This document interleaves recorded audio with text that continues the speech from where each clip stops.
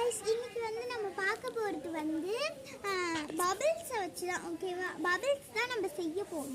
வாங்க பார்க்கலாம். ஃபஸ்ட்டு வந்து நம்ம ஒரு மக் எடுத்துக்கிட்டேன். அடுத்து வந்து அதில் ரிம் லிக்விட.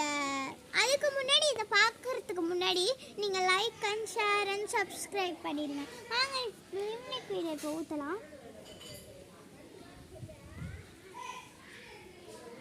வச்சாச்சு. இப்போ ரிம் லிக்விட தண்ணி கொஞ்சோண்டு ஊற்றிக்கலாம்.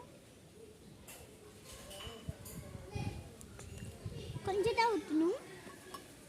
வாங்க இப்போ கலக்கலாம்.